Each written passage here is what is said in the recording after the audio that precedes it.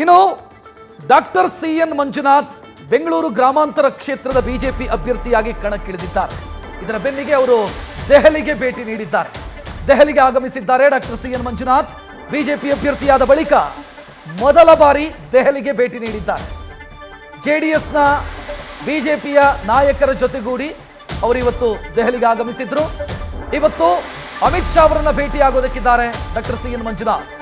ಗೆಲುವಿನ ಲೆಕ್ಕಾಚಾರ, ರಾಜಕೀಯ ರಣತಂತ್ರ ಇದೆಲ್ಲದರ ಬಗ್ಗೆಯೂ ಕೂಡ ಚರ್ಚೆಯಾಗುವಂತ ಸಾಧ್ಯತೆಗಳಿದ್ದಾವೆ. ಈ ಬಗ್ಗೆ ಹೆಚ್ಚಿನ ಡೀಟೇಲ್ ನೀಡೋದಕ್ಕೆ ನಮ್ಮ ಪ್ರತಿನಿಧಿ, ದೆಹಲಿ ಪ್ರತಿನಿಧಿ ಜಗದೀಶ್ ನೇರ ಸಂಪರ್ಕದಲ್ಲಿ. ಜಗದೀಶ್, ಯಾರ ಜೊತೆಗೆ ಭೇಟಿ ನಿಗದಿಯಾಗಿದೆ, ಯಾರನ್ನ ಎಲ್ಲ ಭೇಟಿಯಾಗುವಂತ ಸಾಧ್ಯತೆಗಳಿದ್ದಾವೆ?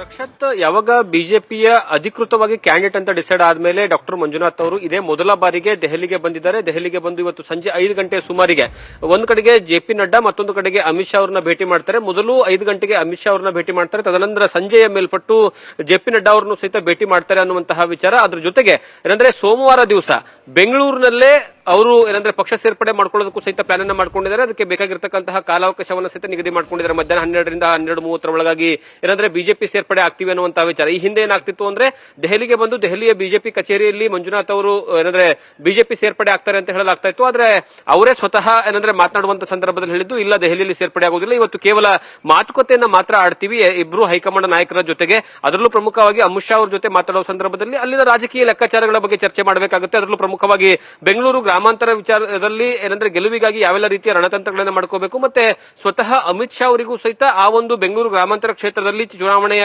ಪ್ರಚಾರದ ಸಂದರ್ಭದಲ್ಲಿ ಬರೋದಕ್ಕೆ ಆಹ್ವಾನವನ್ನು ನೀಡೋದಕ್ಕೂ ಸಹಿತ ಮಂಜುನಾಥ್ ಅವರು ಏನಂದ್ರೆ ಪ್ಲಾನ್ ಅನ್ನ ಮಾಡ್ಕೊಂಡಿದ್ದಾರೆ. ಹಾಗಾಗಿ ಇವತ್ತಿನ ಸಂಜೆಯ ಭೇಟಿಯ ಸಂದರ್ಭದಲ್ಲಿ ಯಾವೆಲ್ಲ ವಿಚಾರವಾಗಿ ಚರ್ಚೆ ಆಗುತ್ತೆ, ಮತ್ತೆ ಯಾವೆಲ್ಲ ನಾಯಕರುಗಳಿಗೆ ಅವರು ಈ ಒಂದು ಕ್ಷೇತ್ರಕ್ಕೆ ಅಂದ್ರೆ ಬೆಂಗಳೂರು ಗ್ರಾಮಾಂತರ ಕ್ಷೇತ್ರಕ್ಕೆ ಬಂದು ಪ್ರಚಾರ ಮಾಡಬೇಕು ಅನ್ನುವಂತಹ ಆಹ್ವಾನವನ್ನು ನೀಡ್ತಾರೆ ಅಂತ ಕಾದು ನೋಡಬೇಕಾಗಿರುವಂತದ್ದು. ಥ್ಯಾಂಕ್ ಯು ಜಗದೀಶ್ ಮಾಹಿತಿಗೆ.